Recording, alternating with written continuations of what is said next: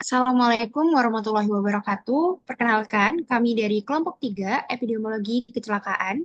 Pada kesempatan kali ini, kami akan mempresentasikan hasil diskusi kami mengenai analisis artikel ilmiah. Kami memiliki satu judul dari artikel ilmiah, yaitu Faktor Risiko Kejadian Kecelakaan Lalu Lintas di SMA Negeri 2 Kabupaten Sidrap. Next.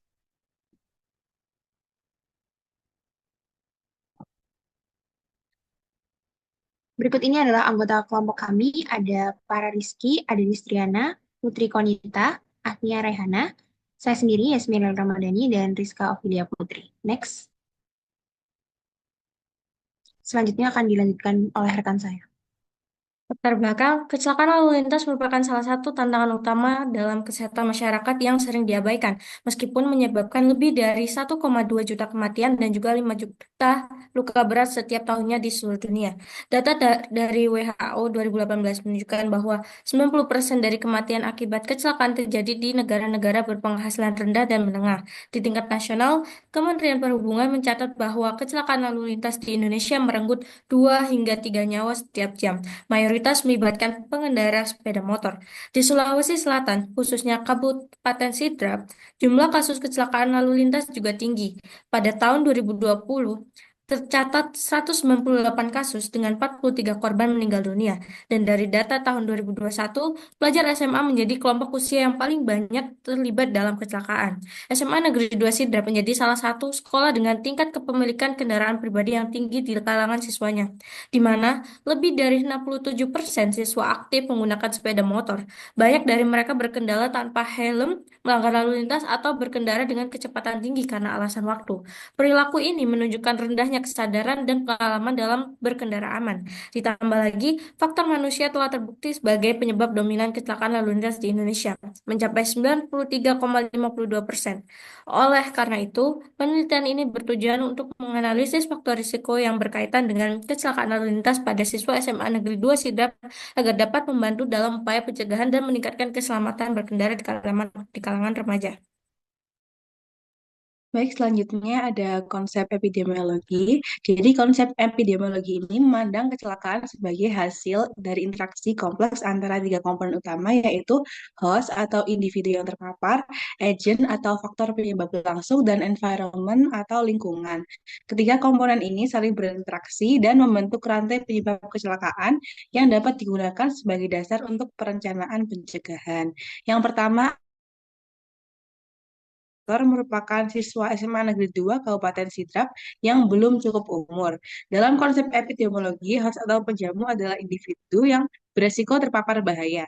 Dalam kasus ini, host adalah siswa-siswi SMA Negeri 2 Kabupaten Sidrap yang aktif menggunakan kendaraan bermotor untuk mobilitas sehari-hari. Sebagian besar dari mereka belum cukup umur secara hukum untuk mengendarai sepeda motor. Terbukti dari penelitian tersebut bahwa hanya ada 2 dari 91 siswa yang memiliki SIM. Kemudian yang kedua ada agent, yaitu keadaan kendaraan yang berisiko dan faktor kelelahan. Jadi, agen dalam epidemiologi merujuk pada faktor penyebab langsung yang dapat memicu terjadinya kejadian. Dalam konteks ini, terdapat dua agen yang menjadi fokus utama, yaitu kondisi kendaraan dan kelelahan pada pengendara. Meskipun dalam penelitian disebutkan bahwa sebagian besar kendaraan siswa berada dalam kondisi baik, maaf, tetapi ada sebagian kecil yang berkendara dengan kendaraan berisiko, misalnya dengan rem yang tidak optimal atau ban yang aus. Kemudian faktor kelelahan juga menjadi faktor yang penting, meskipun dalam penelitian ini tidak terlalu dominan. Siswa yang mengalami kelelahan baik karena aktivitas belajar yang padat, bisa kehilangan fokus, memerlukan refleks, serta mengalami penurunan konsentrasi saat berkendara. Kemudian yang ketiga yaitu environment. Lingkungan atau environment adalah faktor eksternal yang turut memperbesar risiko terjadinya kecelakaan. Dalam penelitian ini, kondisi hujan menjadi faktor lingkungan yang signifikan. Ketika hujan turun, permukaan jalan menjadi licin, potensi genangan air meningkat, dan jarak pandang pengendara menurun drastis. Bisa di next. Selanjutnya ada konsep Swiss cheese model. Jadi Swiss cheese model ini menggambarkan bahwa kecelakaan tidak hanya disebabkan oleh satu kesalahan individu, melainkan merupakan hasil dari berbagai celah atau lubang dalam sistem pertahanan yang seharusnya mencegah kecelakaan. Setiap lapisan dalam sistem seperti manusia, teknologi pengawasan, dan organisasi yang memiliki potensi kegagalan. Jika celah-celah tersebut berada pada jalur yang sama dan tidak terdeteksi, maka kecelakaan bisa terjadi. Yang pertama ada unsafe acts. Jadi, uh, Swiss model ini menempatkan perilaku tidak aman atau unsafe acts sebagai lapisan pertama yang paling tampak dalam penyebab kecelakaan. Dalam konteks ini, unsafe act sangat menonjol. Banyak siswa yang berkendara tanpa menggunakan helm, tidak mematuhi rambu lalu lintas, berkendara dengan kecepatan tinggi, serta mengambil jalan pintas yang tidak aman. Perilaku tersebut disebabkan karena tidak tahuan, tapi seringkali karena sikap acuh atau merasa kebal terhadap berisiko. Kemudian yang kedua ada precondition for unsafe act. Jadi lapisan kedua dari justice model itu ada precondition, yaitu kondisi yang mendasari mengapa seseorang bertindak tidak aman. Dalam kasus ini, usia remaja sangat berperan. Siswa SMA umumnya berada pada usia 15 sampai 17 tahun, di mana emosi dan keinginan untuk tampil sangat kuat. Sayangnya, kematangan kognitif dan pengalaman masih belum berkembang secara optimal. Selain itu, tekanan untuk datang tepat waktu ke sekolah membuat banyak siswa yang tetap berkendara meskipun sedang dalam kondisi cuaca buruk. Jadi next. Oke, untuk yang selanjutnya ada unsafe supervision. Jadi lapisan ketiga ini adalah pengawasan yang lemah atau unsafe supervision. Dalam penelitian ini ditemukan bahwa hanya ada 2 siswa yang memiliki SIM. Artinya mayoritas siswa mengendarai motor secara ilegal. Ini mencerminkan lemahnya pengawasan baik dari orang tua maupun pihak dari sekolah. Kemudian yang selanjutnya ada organizational influence. Jadi lapisan terdalam dalam Swiss cheese model adalah organizational influence atau pengaruh sistem organisasi. Dalam konteks ini tidak ada edukasi atau penguatan budaya keselamatan. Belum ada program seperti safety riding, pelatihan berkendara. Akibatnya, siswa tidak memiliki kesadaran akan pentingnya keselamatan berkendara. Jadi next. Kemudian ada konsep domino bird and lotus. Yang pertama, kurangnya kontrol manajemen, di mana dalam artikel tersebut disebut tidak adanya pengawasan dari orang tua ataupun sekolah terkait surat izin mengemudi dan penggunaan helm, tidak adanya sistem monitoring atau edukasi lalu lintas secara konsisten. Yang kedua, penyebab dasar terdiri dari faktor personal dan faktor lingkungan, di mana faktor personal meliputi usia yang belum cukup untuk berkendara dan minim pengalaman. Kemudian faktor lingkungan bisa karena cuaca hujan dan jalan licin. Kemudian yang ketiga ada penyebab langsung seperti mengendari saat hujan, tergesa-gesa karena terlambat, tidak menggunakan helm. Yang keempat, insiden atau kontak karena terjadi insiden langsung seperti tabrakan atau tabrakan di jalan raya. Kemudian yang kelima ada people property process loss, di mana itu bisa terjadi luka ringan hingga berat, bahkan kematian serta kerugian material. Selanjutnya ada konsep domino Heinrich. Yang pertama ada ancestry and social environment. Di artikel tersebut tidak dijelaskan secara langsung di dalamnya, tetapi bisa diasumsikan bahwa kurangnya kesadaran siswa serta budaya aman berkendara yang belum terbentuk bisa menjadi akar permasalahan. Yang kedua ada fault of person. Adanya perilaku tidak aman siswa dalam berkendara seperti tidak memakai helm, berkendara melawan arus, mengendarai dengan kecepatan tinggi, dan tidak memiliki SIM. Kemudian yang ketiga ada unsafe act, di mana mengendarai kendaraan tanpa berlatih terlebih dahulu. Yang keempat, accident, di mana terjadinya insiden lalu lintas yang menyebabkan siswa jatuh, tabrakan, atau tergelincir. Dan yang terakhir ada injury, di mana mengakibatkan luka ringan sampai berat, bahkan ada kasus kematian di sidrap.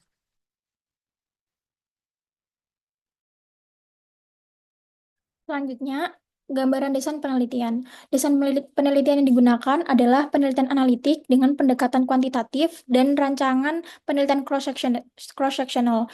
Pendekatan ini dipilih untuk menganalisis faktor-faktor risiko yang berhubungan dengan kecelakaan lalu lintas di kalangan siswa SMA N2 Kabupaten Sidrap, di mana data dikumpulkan pada satu titik waktu tanpa melakukan follow-up.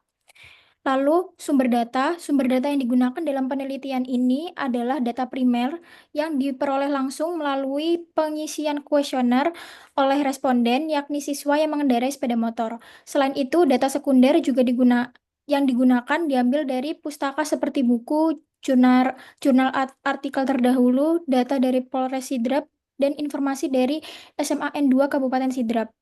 Populasi dalam penelitian ini adalah siswa SMA N2 Sidrap. Jumlah total siswa aktif pada tahun ajaran 2021-2022 adalah 1.036 siswa, dan peneliti mengambil subjek penelitian dari dua kelas, yaitu kelas 10 dan 11, dengan total sampel yang digunakan adalah 91 siswa. Next. Jumlah sampel yang diambil adalah 91 siswa yang memenuhi kriteria inklusi dan eksklusi. Sampel ini terdiri dari siswa yang aktif mengendarai sepeda motor di lingkungan sekolah atau rumah, bersedia untuk menjadi responden, serta memiliki waktu untuk mengisi kuesioner.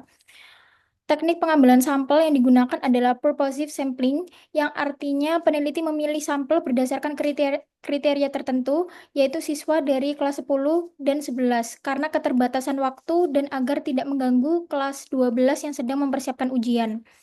Untuk variabelnya ada dua, yakni variabel independen dan variabel dependen.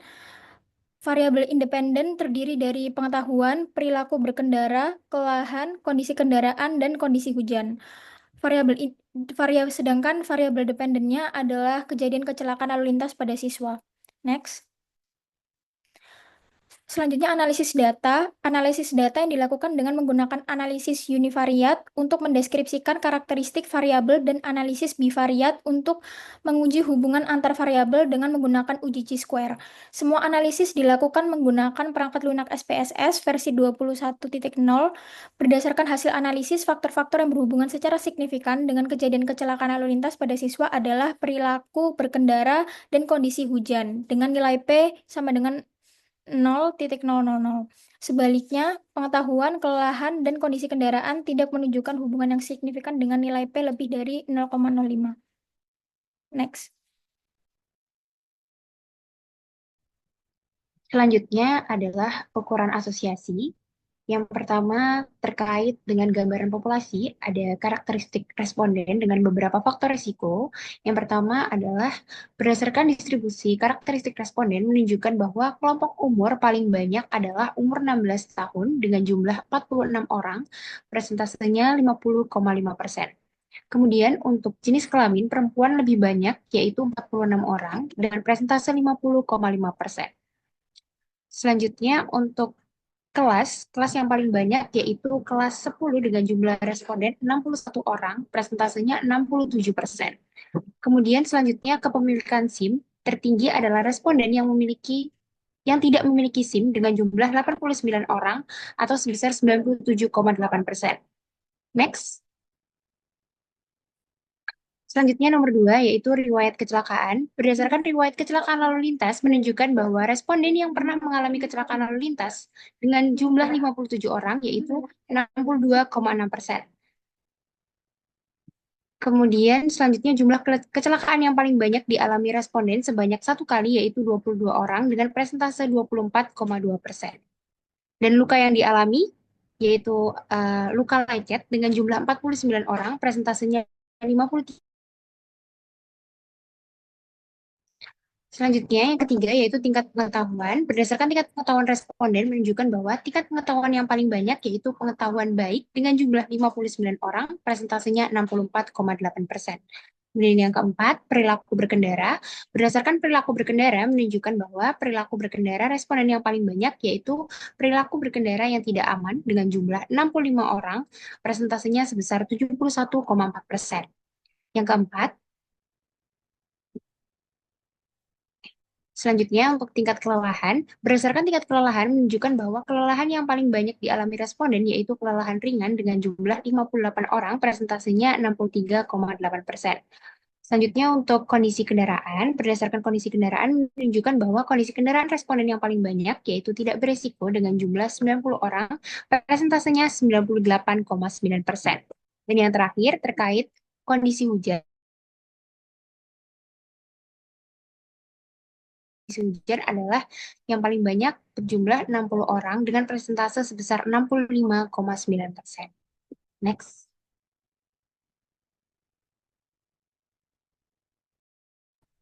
Baik, selanjutnya yaitu hubungan antara gambaran populasi dan tingkat kecelakaan.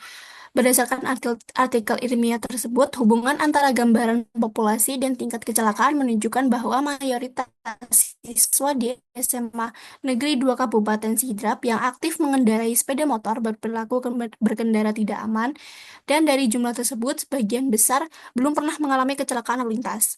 Pengamatan awal ini menyebutkan bahwa lebih dari 67% dari total siswa aktif mengendarai sepeda motor dan seringkali mereka melanggar aturan keselamatan seperti tidak pakai helm ataupun mengemudi dengan kecepatan tinggi.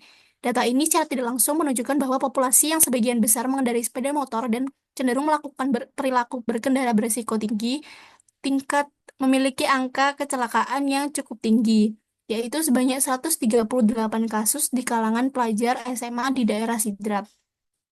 Dengan demikian, gambaran populasi ini memperlihatkan bahwa karakteristik dan perilaku berkendara siswa secara umum berkontribusi terhadap tingkat kejadian kecelakaan lalu lintas di lingkungan mereka.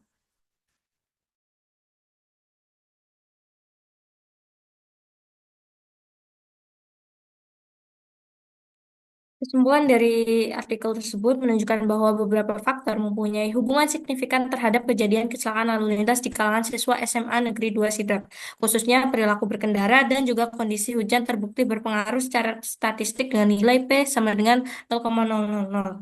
Masing-masing yang berarti keduanya merupakan faktor risiko utama yang perlu diperhatikan. Sebaliknya, faktor pengetahuan, kelelahan, dan kondisi kendaraan tidak menunjukkan hubungan yang signifikan dengan kejadian kecelakaan dengan nilai P masing-masing di atas 0,05.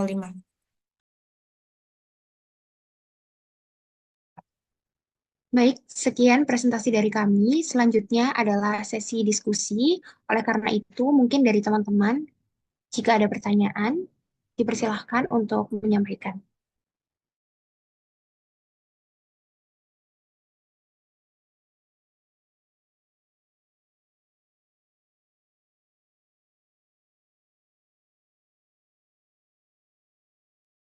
Mungkin saya mau bertanya ya. Ya, silahkan. Oke, mungkin berdasarkan artikel tersebut, mengapa perilaku berkendara dan kondisi hujan ini terbukti ada pengaruh yang signifikan terhadap kejadian kecelakaan lalu lintas di kalangan siswa di SMA Negeri 2 Sidrap. Oke, terima kasih atas pertanyaannya. Mungkin dari teman-teman yang lain eh, bisa menjawab pertanyaannya.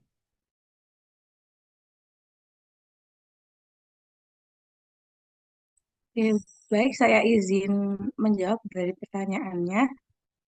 Jadi tadi pertanyaannya, mengapa perilaku berkendara dan kondisi hujan terbukti memiliki pengaruh yang signifikan terhadap kejadian kecelakaan lalu lintas gitu ya.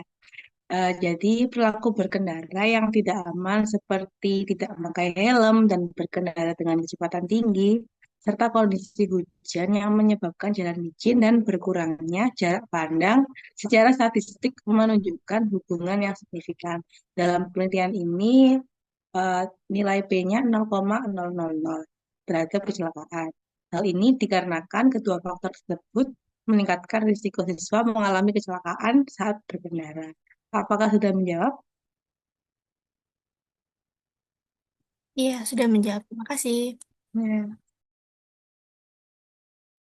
Baik, terima kasih atas jawabannya, Farah. Mungkin selanjutnya, apakah ada yang mau ditanyakan lagi? Dipersilakan untuk langsung mengajukan pertanyaan. Oke, izin bertanya. Eh, Mengapa faktor pengetahuan, kelelahan, dan kondisi kendaraan tidak menunjukkan hubungan yang signifikan dengan kejadian kecelakaan dan dalam penelitian ini? Terima kasih. Baik, terima kasih atas pertanyaannya. Dari teman-teman, apakah ada yang mau menjawab? Baik, saya izin menjawab. Tadi pertanyaannya mengapa faktor pengetahuan, kelelahan, dan kondisi kendaraan tidak menunjukkan hubungan yang signifikan. Jadi, berdasarkan hasil analisis statistik, faktor pengetahuan, kelelahan, dan kondisi kendaraan memiliki nilai P lebih dari 0,05 sehingga tidak dianggap berpengaruh secara signifikan terhadap kejadian kecelakaan di lingkungan tersebut. Kemungkinan besar perilaku berkendara dan kondisi hujan lebih dominan sebagai faktor risiko utama, sedangkan faktor lain mungkin kurang mempengaruhi dalam konteks tertentu ini. Apakah sudah menjawab? Sudah, terima kasih. Baik, terima kasih atas jawabannya. Mungkin karena kita juga keterbatasan waktu, bisa diakhiri sampai sini saja. Sekian presentasi dari kelompok 3, kurang lebihnya mohon maaf. Assalamualaikum warahmatullahi wabarakatuh.